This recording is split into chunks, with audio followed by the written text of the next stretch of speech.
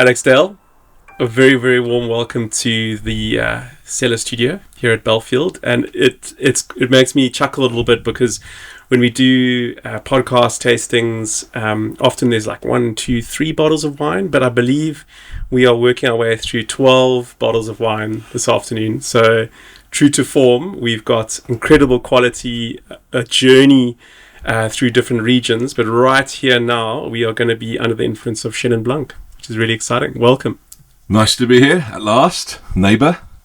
Last time I was here, it was a winery.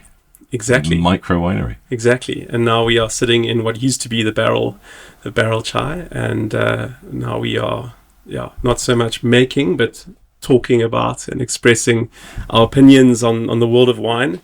And it's long overdue. Either you've been in Burgundy or I've been in Burkina Faso. There's been a lot of travel, and you've always been someone that I really, really look up to in this industry. You came to South Africa, and literally pulled yourself up in this industry by your boots, and have created an incredible brand in Radford. You've got an amazing import business, which we're going to be exploring as well in terms of some international wines. But then most excitingly, you are now a landowner in Elgin, having bought Radford Organic.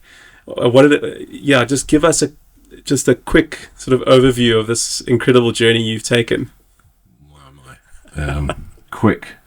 So when I moved here in 1994, so 30 years this September, the industry was experiencing for the first time open markets.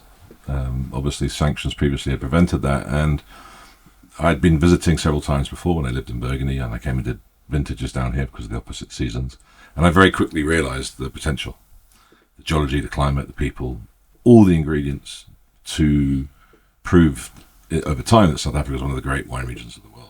But a lot of work needed to be done, and a lot of exploring, and the reason being that all the great European wine regions have defined who they are and what they do over centuries and millennia, going right back to Roman times. And I'm not Buddhist, so I think I have one life, so I have to try and cram all what the Cistercian monks did in Burgundy over 1,000 years by trial and error, planting certain grapes on certain soil types and figuring out where the best slopes were, where the best drainage, topsoils, worse, blah blah blah, which hillsides, which over an expanse of huge country. So so the first sort of 20 odd years of that, 25 years, we always based in Stellenbosch, but not wanting to be bogged down to what had always been done, and set about really trying to experiment and seeing the real potential. So we were one of a very small handful of people in the Swartland in 2003, 2004 when we started making wine there, led by Ibn Sadi, my very good mate. He introduced me personally to each grower, but that was before Molyneux and Ardy Barnhorst and everybody else got there.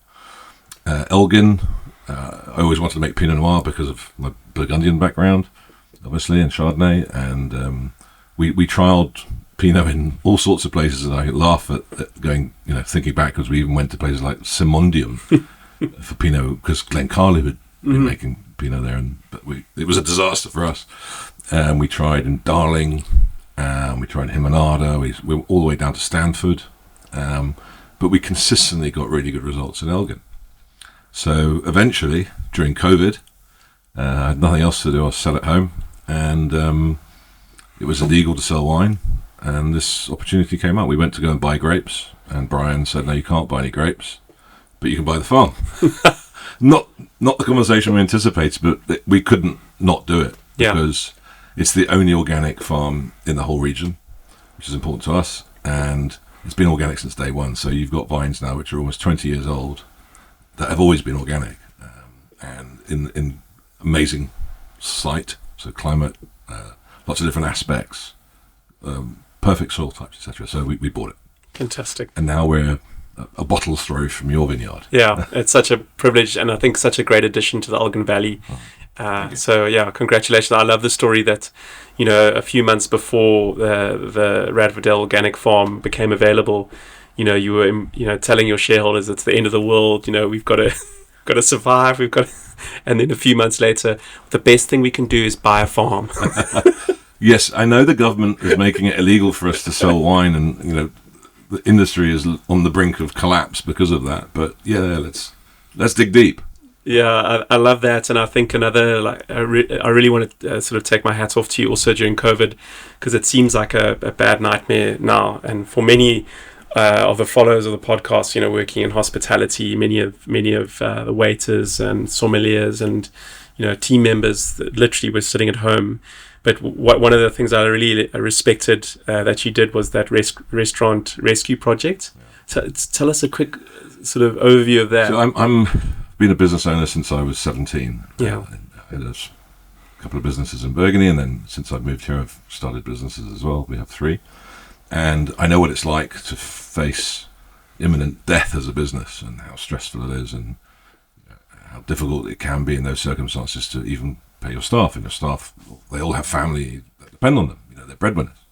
And in this country, that's especially important. So, and I know that, waiting for government to come up with a pathetic grant or whatever would, they'll be long gone by then, even if it does materialise, so it's not stolen on the way. You need an oxygen bubble of big hit of cash. And even the banks were refusing to work. The government had come up with a scheme to lend businesses money, and the banks stopped it from happening, because obviously they wouldn't be able to lend money. So they made sure that didn't happen, which was a disgrace. So I had this idea that if I could bring about a scheme whereby I could help my friend Matt Manning, because I was thinking initially just of his restaurant, which is called Grub and Vine on Bree Street, because he's a grafter. He works bloody hard. He's done it all himself, starting from nothing. And how can I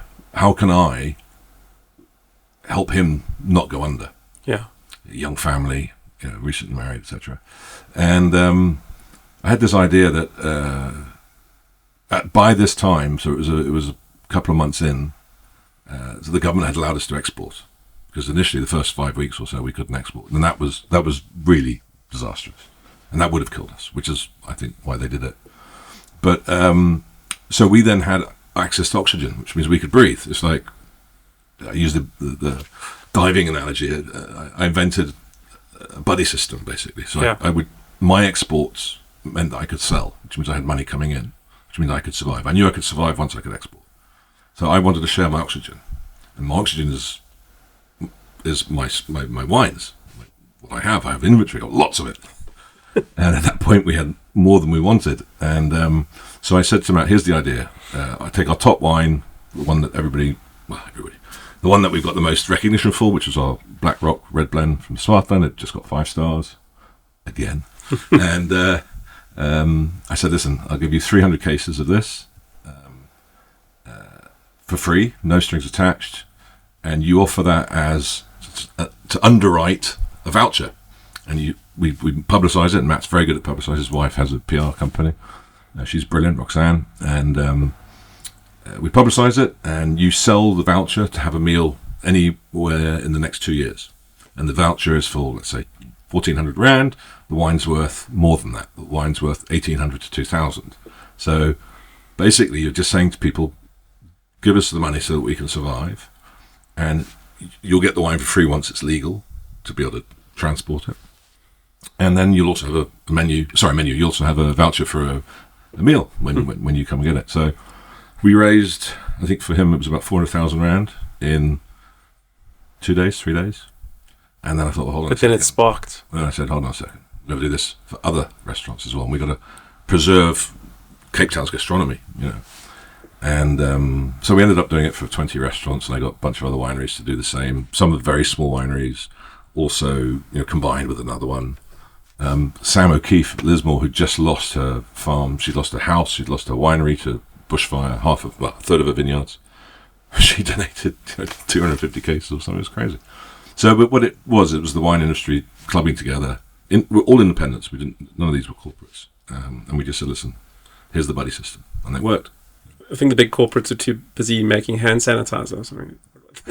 There's something about like the distillers. Let's not go there. Yeah, but yeah, that was just one of many examples of your innovation and positive spirit. I think everywhere you go, you lift other people up, and I think today is a little bit of a sort of representation of that, because we're not only going to taste wines that you've made with your team from different regions and like the different stories behind them and the way they're made, but we're also going to explore some incredible wines from other countries which you happen to import as part of your imports business. So yeah, should we get cracking and explore this fascinating topic of Chenin Blanc, which I think in of itself, South Africa has taken an amazing sort of leaf and continued the story in its own sort of chapter. But where should we start? We're going to start off. Perfect. We're going to start off in New Zealand. Hawke's Bay. Okay. It's the northeast part of the North Island. Passing on the left. There we go. Let me just do this so I don't knock everything. Super. It's a good sound. It's a great sound. And then should we pour the other glass as well? Sure. What have we got here? Okay, so this is Vouvray. Vouvray. The Loire Valley in France. Fantastic. So New World meets Old World here. All right, so Al, talk us through this grape and what we're exploring here. Yeah, I mean, Chenin Blanc has become such an iconic grape in South Africa from perhaps a completely neglected grape. But why have we gone to New Zealand first? Because I wouldn't have placed Chenin and New Zealand. There is a link between South Africa and New Zealand in this instance, because this is Rod Easthope. Okay. This is the Easthope family wines. And Rod Easthope worked for many years in South Africa. Ah, okay. He was at Rustenburg. And then he was the founding winemaker at Coin Rock. Oh, wow. And did great things when he was here, and he's a formidable talent. And when he went back to New Zealand, he quickly was named head winemaker at Craggy Range, which is one of the foremost wineries in the Southern Hemisphere, I can honestly say. But he has profound links to South Africa. He got married here the first time. I went across for the second one. He obviously got exposed to Chenin Blanc in a big way when he was here. And so when he started his own winery, some years ago, he and his family established a small estate in Hawke's Bay. He surprised me as well by finding, so this vineyard doesn't belong to him, he has his own vineyards, but this belongs to a grower who he works very closely with, and he's making a fantastic Chenin Blanc. So Chenin Blanc originates in the Loire Valley in France, and it historically hasn't spread around the rest of the wine world like it has to South Africa. And the reason for that simply is that, unlike Chardonnay or Sauvignon Blanc, whatever, the background to Chenin's prevalence in South Africa is spirits. Obviously, under the KWV, brandy was the main product of the wine industry. And Chenin Blanc and Colombard and Semillon were grown almost exclusively for distillation purposes, which is not a great reason, frankly, but it's given us a real positive today, and that is that there's a lot of it planted. And older expressions as well. Yeah. Lots of old vineyards, and it's in every site. Because it was so mass-produced, you've got it in every wine valley, and everywhere there's vineyards, except for Elgin, pretty much. There's, let's say, in all the traditional wine regions in South Africa, there's Chenin Blanc for that reason. So a lot of it's been ripped up, and it was replaced in the sort of the 10, 15-year golden window after 1994. It was replaced by international varieties such as Cab, Merlot, Sauvignon Blanc, etc., like the rest of the planet. Your favourites? My absolute not favourites. That's a whole separate podcast. Yeah, it is. But I set out very quickly to preserve as much as I could old bush vines. And then we preserved between 20 and 30 hectares by essentially telling growers, we'll pay you the same or more than you can get for Cabernet or your whatever your top red is. Yeah. Leave it in the ground and we'll pay you that. We'll match it or beat it. And they were like, "You crazy foreigner." Okay, Some said no. Yeah. And so one of those vineyards we still work with, and it's a very sizable vineyard. And we've also, in the last 26 years that we've existed, since 1998, I started Radford with Ben Radford. We've got a number of our key growers to replant. Wow. So where we're based, we've been based. That shows that the model is working if to make that commitment as a grower. So where we're based on the Helderberg, on the farm that we've been renting for over 20 years, they had ripped up all the Sauvignon Blanc, all the Chenin Blanc, and they planted Sauvignon Blanc and Cab and Merlot and all those types of things.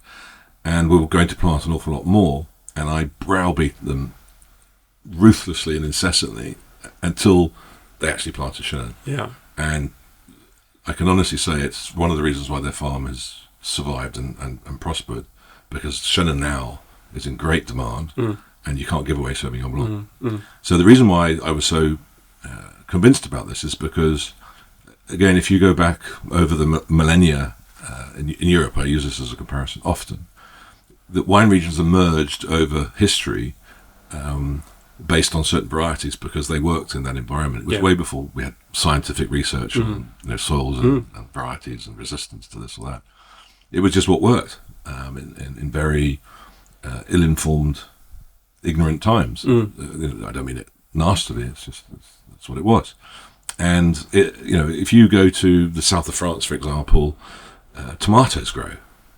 They grow beautifully. Usually in the vineyards too, yeah. You go to the Champagne region, you can't grow tomatoes. Oh. All right, so you've got flowers which like the sun, you've got flowers which like the shade, and vice versa doesn't work.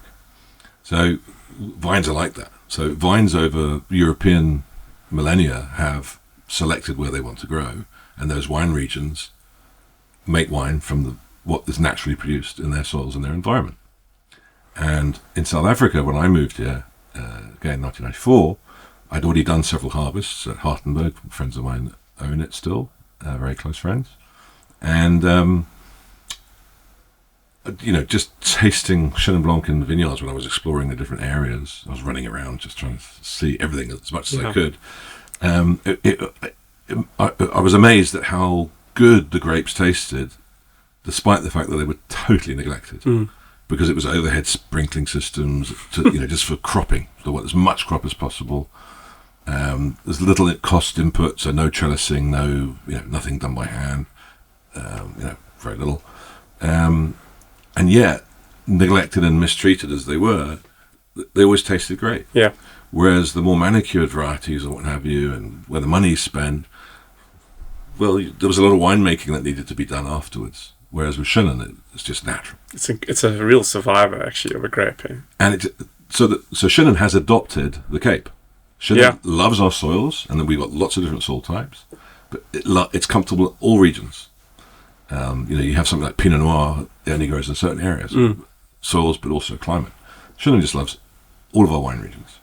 And so when you've got nature that's making it easy for you and showing you that it loves something, go with it. Absolutely. Don't go against it. Yeah. And so I built the business on Chenin Blanc. So to this day, 50% of our production is Chenin Blanc. Incredible. Although we make 24 wines, yeah, only 3 of which are Chenin, it's half of our production.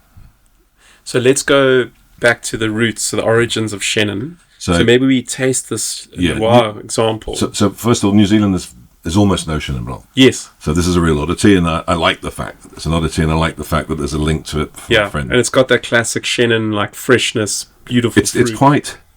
It's quite similar to us here. Yeah. Hawke's Bay has some nice granitic soils, and they make very good Syrah as well. It's the one place in New Zealand where they make great Syrah. And so it doesn't surprise me that Chenin works there as well, because it's not dissimilar to what we see here as well. But Rod, he's very classic. He's I would actually say he's brilliant. He's a very thoughtful guy, very determined. Not the type of guy you want to get on the wrong side of, but fantastic guy. And his wines, when he was here, he made the Peter Barlow. What was it, the 99 that got such acclaim? Yeah, One of the best red wines in South Africa, I believe, to this day. It was a brilliant wine.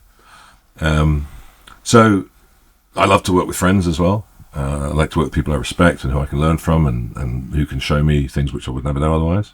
And each of the characters in our portfolio are very much like that. Yeah, I love that.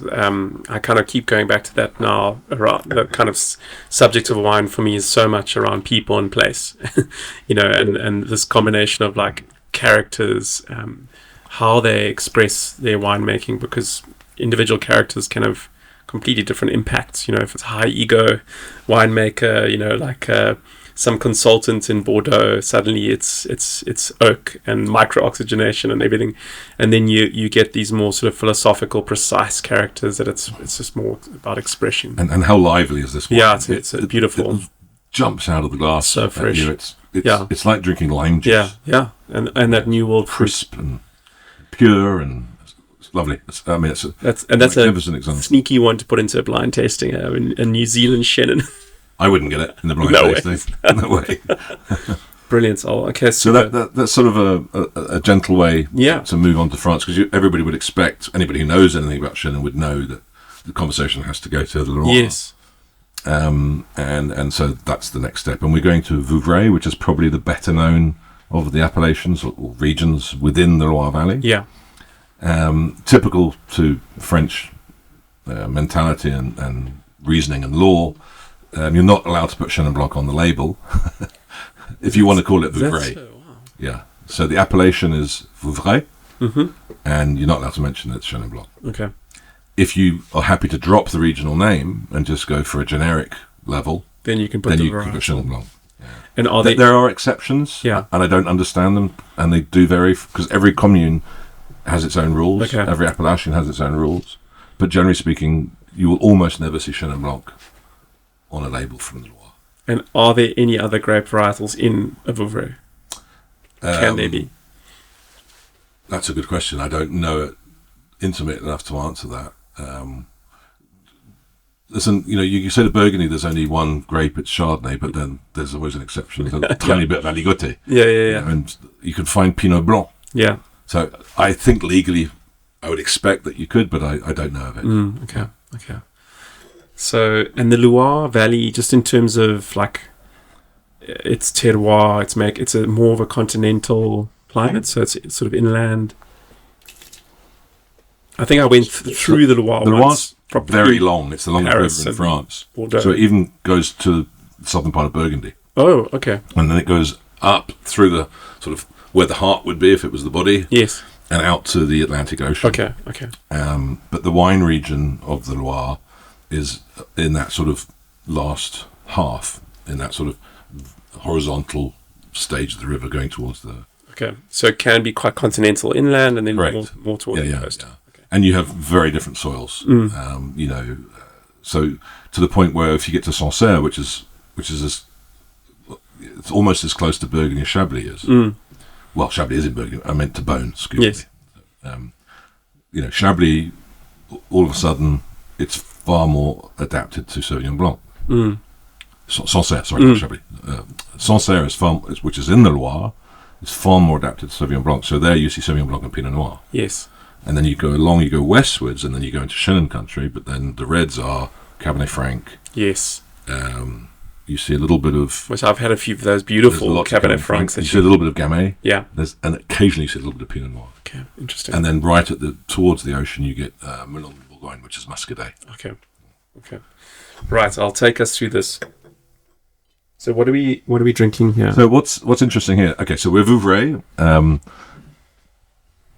The Breton family, as you can tell by the label, really they're into this whole natural movement and organics and biodynamics.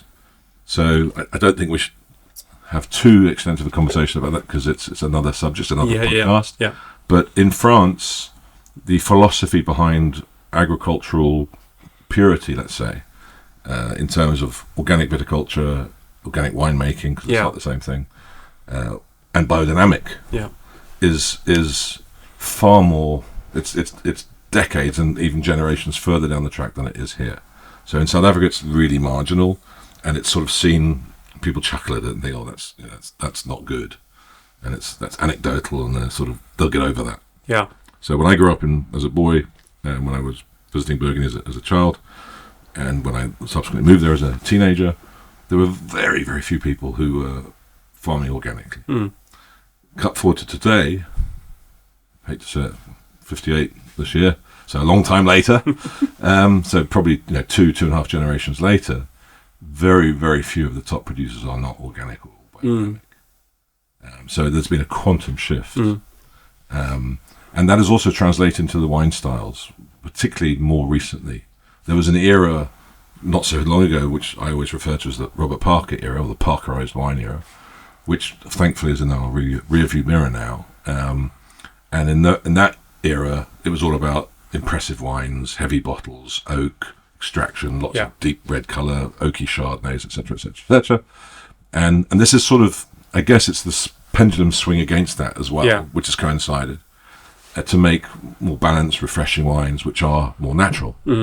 So it doesn't imply that they're cloudy and they're fizzy and they're faulty. That's that I think we're already starting to see that disappear. But the notion of not poisoning the land and of making wines which are in harmony with nature, and also people want to get back into more healthy living themselves as viticultors, as winemakers. They've seen all the sort of the frozen food era and how boring that food is, and now everybody's going back to free range eggs and chicken. I mean, we're doing the same with wine. It's essentially the same journey, and I think it's good for wine. And by the way, at the top end of the market, middle end and top, that's when you're bringing out the real identity of the soil, of the region, of the grape, what have you, by not manipulating it. So all in all, I think we're in a great phase internationally. And I agree. South Africa's not far behind in the greater scheme of things, but the journey has started. And for example, we're farming organically up in Elgin. Which I don't think many farmers in Elgin would have said is a good idea or possible 10, 15 years ago. Well, a buddy of mine who owns, I won't say who it was, who owns a very successful farm in Stellenbosch and owns a farm up here. I won't use the expletive he used, but he said I was crazy to farm organically up here because obviously the disease pressure and more rainfall, etc., etc. And I'm pleased to say that he was completely wrong. Fantastic. That's so brilliant. far. Yeah. Well, I mean, I think it's an interesting topic because it's from what I understand, that conversion into organic and biodynamic wines, and the way you farm, it's something we're slowly trying to do here. It actually makes the vineyard itself more robust. So you might have a bit of a little bit of a rocky road in that 1, 2, 3 year period of transition, but once you've got a vineyard in balance, it's like a micro ecosystem. It's built. What you do is you build a very, very strong immune system. Yeah. So instead of taking antibiotics every year, you're fit and healthy. Yeah, exactly. And it works. Stylistically, worlds apart. Totally. And the thing about Chenin is it's one of the most versatile grapes in the world. Yeah. And this has got a bit of bottle age, I think. That's sorry, that's the next one. Yeah. It's 3 years old, so it's 2020 vintage. But Chenin is one of the most versatile grapes. A little bit like Riesling, actually. You can make anything from bone dry to off dry to semi-sweet to sweet, sparkling to brandy, etc. It's a grape that works for all of those things. Now, there are very, very few grapes that do that. And it's also very adaptable to its environment. So it really tells a story. And this, for me, is a quintessential Vouvray. So what characteristics? Waxy, lanolin, sort of cloth, yes. Especially when it gains a little bit of age and almost like citrus peel, yes, and you feel there's a viscosity in the wine just by smelling it. You feel there's sort of ripeness and a sweetness.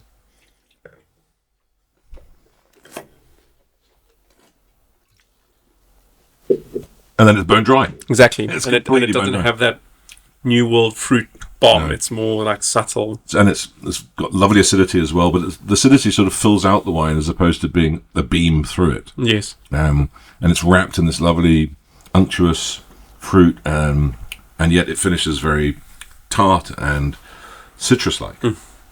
I love it. Yeah, it's really it sort of unfolds. There's lots of Yeah, different, and that's the thing about so Chenin. many layers to it. Chenin surprises people, and it's also one of those grapes because it hasn't received the same fame as Chardonnay and Pinot Noir and things like that. Chenin tends to be incredibly good value. Yeah. And long may that last. But it's a grape which is underestimated. Yeah. And that's one of the good things I find when I'm talking to wait staff in restaurants or restaurant owners or people who work in wine bars, whatever it is, hotels. Part of our job is to entertain the guests. And you can entertain a guest by showing them something which they probably either haven't heard of or not sure about or wouldn't have thought of. And then you give them a pleasant surprise. And Chenin is, in white grapes, it's the easiest wine to do that with. And then you get a nice tip. Yeah, absolutely. And I mean, I would, with these two wines, you can literally, have them by themselves and it's extremely enjoyable. Or you can enjoy with food because they're so versatile. Yeah, and that was part of what I was suggesting earlier about their versatility, and you're absolutely right. I mean, you could have, for example, the East Hope Chenin Blanc. Imagine that with oysters. Yeah. That crispness coming through and just lifting the sort of the fattiness of the oyster. Whereas something like this, this is now 2017, so it's 6 years old. Stunning. You can see the colour is a little bit deeper because of that. But it's still very fresh. So this is also from the Loire. Yes, this is now Saumur, which is another appellation. Yeah. And Saumur Champigny. But what I was going to say about this wine from Thierry Germain, and Thierry Germain is an absolute legend in this appellation. This wine, I would imagine going at the other end of a meal and having it with hard cheese. Yeah. Imagine this with I particularly love Comté. Wow, but it's actually got that like cheddar or it's got a very subtle hints of like a dessert wine, that like apricot and stone fruit coming through. I had this the other day with some Emmental. It's beautiful. And it's so fresh. So the people who make these wines are all, I mean, we could go on for hours and hours, but the Breton family that make the Vouvray, they're one of the leading families in the appellation. Yeah. And they were amongst the early adopters of biodynamic and organic practices. And it's sort of, I don't want to say it's like a religion, but it becomes a belief system. Yeah. And they're very, very committed to it, and they do it brilliantly. And their reds also are delightful and pretty, but with intensity. I find like there's something, and I don't know if it's to do with like wild yeast or what the reason is, but something about biodynamic wines, they've got a lovely like hint of like a savory, like finish. There's earthiness, but not earthiness as in a sort of negative way. No. Sometimes earthy wines lack fruit. Yes, and they're kind of dull. So there's a minerality, there's an earthiness to them, there's an agricultural feel to them. Yeah. But at the same time, they have this beautiful definition of fruit. And the key to all of these is good acidity. It's the architecture of the wine is built around acidity, not around ripeness. Yeah. And in the Southern Hemisphere, you often get the opposite. Yeah. I think the more enlightened Southern Hemisphere winemakers, or let's say from warmer countries. Yeah. I think that the most gifted wine producers, who are also therefore viticulturists, they know that acidity and so the structure of the wine is more important. If you get the structure right, then you can add to that whatever you want. So the balance of low pH and high acidity means that you have stable wines and you can do whatever you want with the fruit. If you don't have that, then the wines collapse. So where you have sites where nature gives you that, again, it just makes your life easier. Again, you don't have to intervene. It's great. Yeah, and I think that's also one of the reasons for their success in South Africa. Chenin Blanc, I think, naturally has quite a high acidity. Correct. Yeah. And so Thierry Germain, who's from Domaine des Roches-Neuves, which is the wine we're drinking now, he's originally from Bordeaux. Okay. And Bordeaux is probably, of the great wine regions of France, it's the latest. It's the furthest behind in adopting organic and biodynamic. Yeah. Because of the way the money works there, because of the prestige and, whatever. It's less agricultural, it's more, at least the famous producers are more financially driven. Yeah. Whereas these regions tend to be far more, like I said, a belief system and a way of life. Yeah. What have you. And so Thierry moved to the Loire because he thought that's a much better place to be, because he makes Cabernet Franc as well. And Cabernet Franc was either from Bordeaux or the Loire, and he wasn't enamored by what they were doing there. And so he has bought this incredible property in Saumur, and he makes beautiful, beautiful Cabernet Francs. And, of course, Chenin Blanc. And he, likewise, is also in viticulture and in winemaking, organic and biodynamic. So there's a bit of a common theme. And the Loire is very strong. Loire and Burgundy and Beaujolais are probably the three regions that are the strongest in that. Even Champagne's now doing it. Yes. With the younger generation of growers, not the big brands. So there's been a bit of a revolution in those regions. Driven by Burgundy. Yeah. And that's spreading throughout the world. Yeah.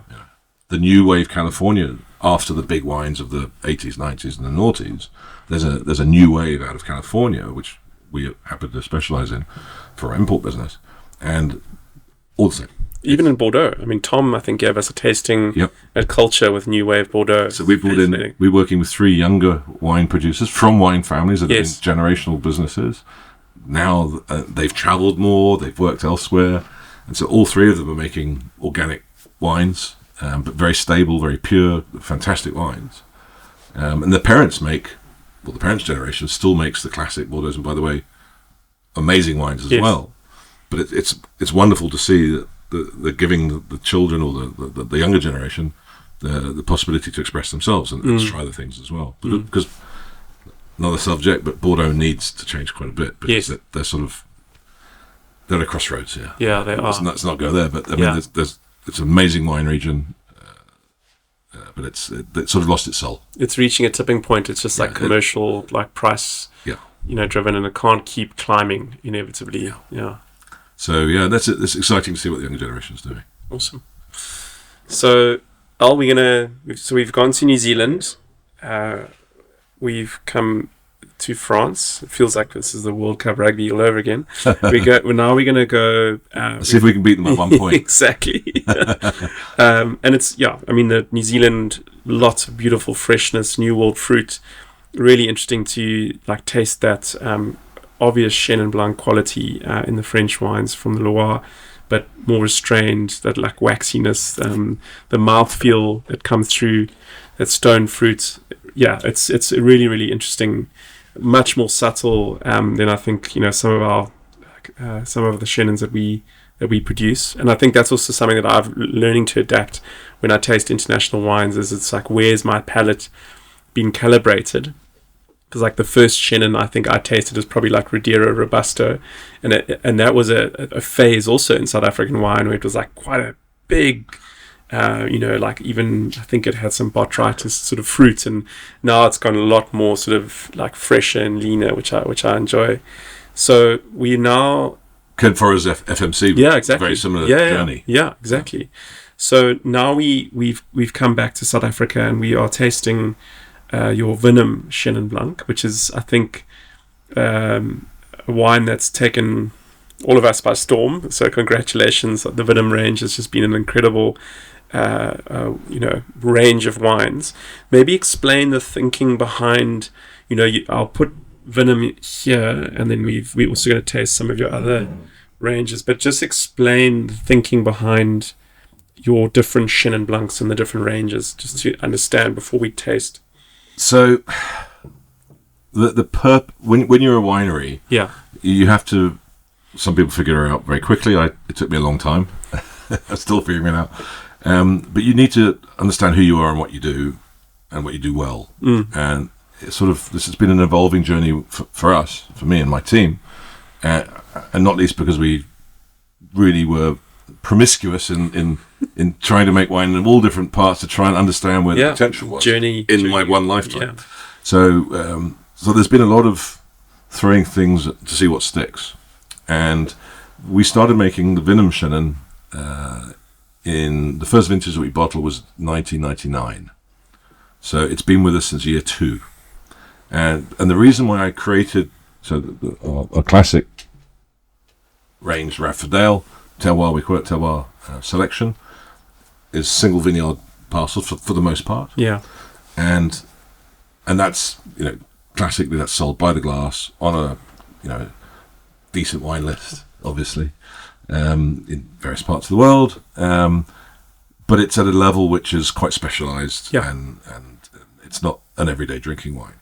And it's particularly in a lot of markets where South African wines are not yet possibly considered to be that premium. It's a hard sell for the restaurateur, for whoever.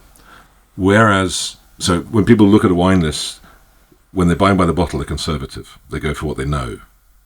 When they're drinking by the glass, Let's play. They are adventurous. So my thinking was, how do I tap into that? I can't do it at that level. It's not going to work. I mean, maybe some 3-star Michelin restaurants that we do work with in different parts of the world. So, for example, that was served by the glass at Hester Blumenthal's restaurant in Sydney, and we had that by the glass until COVID came along. We did very good business with that. But for most restaurants, and I like our wines to be in bistros, I like them to be in wine bars, I like them to be people's tables at home. So that's a different price level. Yeah. So I came up with this concept of Venom, and Venom is Latin for wine. So it's just very down to earth. It says what it is on the label. Yeah. And no airs and pretenses, have stickers on it saying, we're the best. But what's in the bottle must surprise. It must knock the ball out. It really over delivers. Yeah. We don't spend a penny on advertising. We don't do competitions. So the only way that we can communicate is by word of mouth. And we don't sell to supermarkets, and it's all small retail, or for the most part, 90-odd% is going to be restaurants and bars and bistros and hotels and what have you. And resorts, we do good business with resorts all over the world. So we create a range and we design it from the glass backwards to the vineyard. So what level of money can we invest in it? And so where does it need to be positioned? And then we go back and see what best works in nature, what type of vineyard, what soils, what cropping levels, how much can we spend on the grape, and none of the artifacts or artificial stuff. And so that's what Venom is. So we have a range of 6 wines, and each varietal is a varietal that we believe in the soils and the climate of South Africa, first of all. So there's no Sauvignon Blanc, there's no Cabernet Sauvignon, there's no Merlot, and I could go on.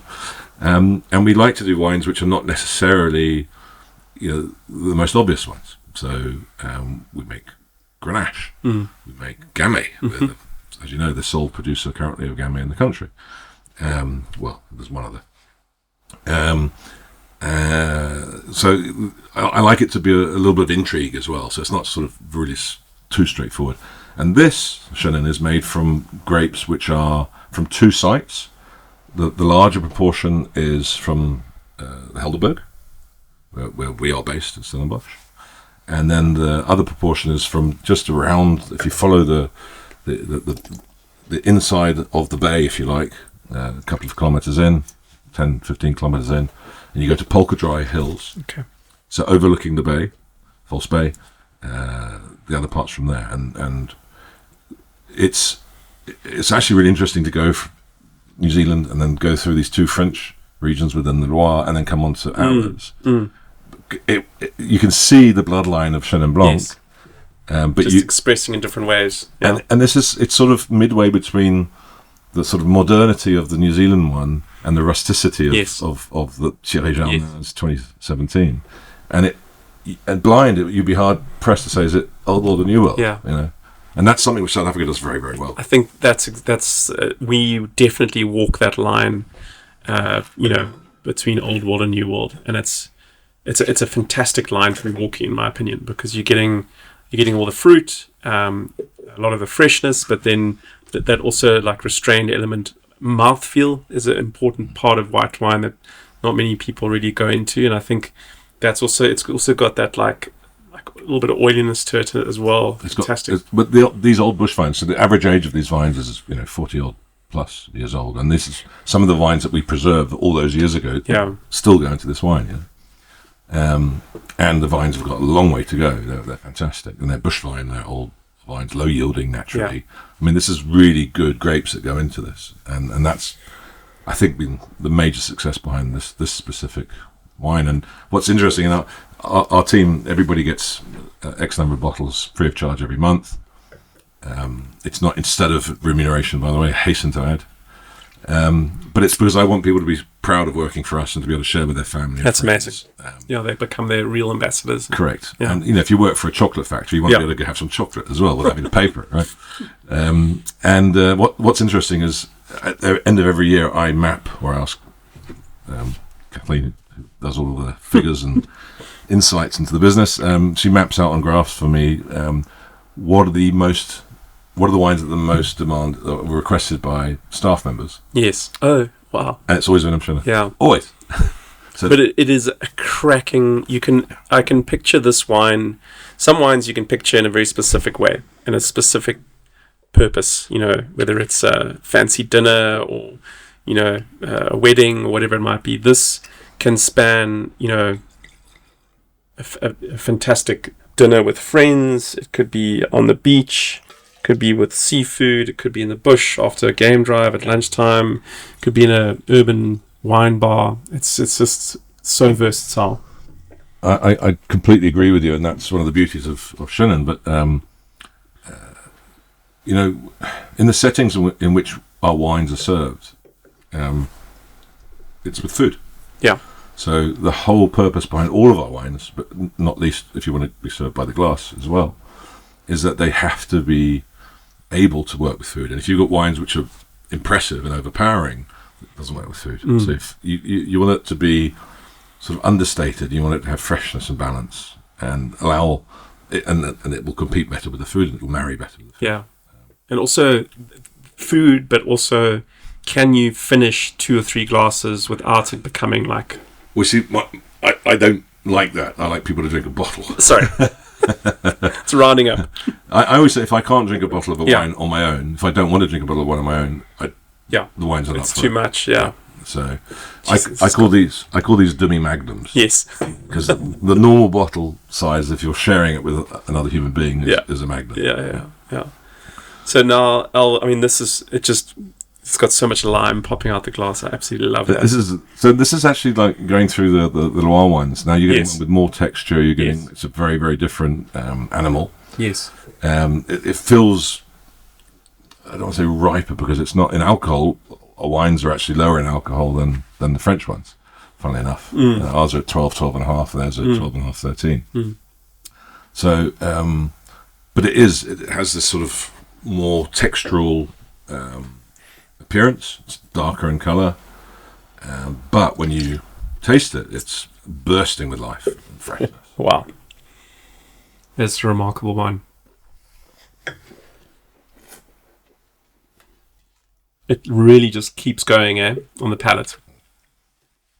There's a lot of wine in this glass. I love it when you keep chewing and you kind of keep getting these different flavours and textures. It's a little bit of chalky tannins as well, so it gives a bit of dryness, which means that this will age very, very well. Yeah. And this is from our educational trust, Land of Hope Educational Trust. So when I moved here, it was very apparent to me that people working in the agricultural sector in South Africa had a pretty bad time for the most part. And I'm not talking about the owners, I'm talking about the people who work for them.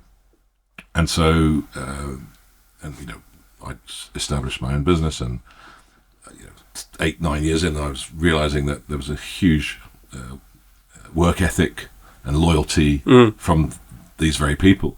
And we have predominantly coloured community in our industry, in our area, in the Western Cape. And so I started playing with an idea of how do I reward people beyond giving them, good remuneration, a proper career path, training, education, whatever for their work, but go beyond that and sort of contribute towards correcting some of the injustices of the past. And I thought that the best thing I could possibly do was to provide a private, high quality education for their children, which obviously they were denied, and which I think, unfortunately, under democracy is one of the things that's crumbled the furthest. The educational system. So all of our staff, not our white staff, but all of our coloured and black staff, as long as they've been working for us for 2 years, we will pay for the private education of their children and dependents if they also have other children they look after. And I say after 2 years because you have to earn in. Yes. But if you leave the company, then we pay for another 2 years for the education of your child. Yeah. Amazing, Hol. Yeah, I think it's such a, one of the key pillars for us when we look at brand partners is around conservation is one of them, but community is the other. You can't operate in isolation from the community, which engages with your farm. And when you've got a project like this, for me, I wanted it to be, therefore, I want the people to be proud. Yeah. And therefore, the wine has to be really good. It has to be so it's a higher level. It's more expensive. We don't need to make any profit from it ourselves. As long as it pays for itself, then the profit basically can do what it's supposed to do. Yeah, again, it over-delivers. Fantastic. And so this, in terms of viticulture... so this is a single vineyard. Single vineyard, okay. And it's a 56-year-old vineyard. Okay. Yeah, and then there'll be a little bit more time in barrel and... Yeah, I mean... So when you look at it, you think, oh, this is probably barrel fermented and matured and what have you, or at least partially. And then when you taste it, you think, no, maybe not. Very fresh. It is. It spends its entire life in oak, but we use foudre or vats. Yeah, the larger format. Yeah, 2,500 litre vats. Oh, really? Okay. Wow. And then some will go into older barrels. So it lives and spends its life in oak, but it's not to have a flavour of oak. It's for the other reasons of maturation and. But there's some lovely zing and liminess and lemoniness. It's more lemon than lime, actually. It's more sort of yellow citrus rather than green citrus. It's even a little bit of maybe mandarin or tango, that sort of fruit. So you have this burst of freshness, but you've got that lovely texture. And it's a wine which, apart from the fact it can age a long time, it's a wine which can match a lot of stronger meals, so riper flavours and... That's where Chenin is very versatile in that regard. I mean, a lot of the countries that we work in, there's also like quite a lot of influence in terms of spices and. I had that. So when I was in France, I go yearly, as you know, and I like to I actually send them across before I go because you can't take them inside the plane anymore. So I was staying with a friend's house whose son just did vintage with us, as it happens, and his wife's an amazing cook, and so she cooked. It's not rabbit, it's hare. So hare in a Dijon mustard sauce.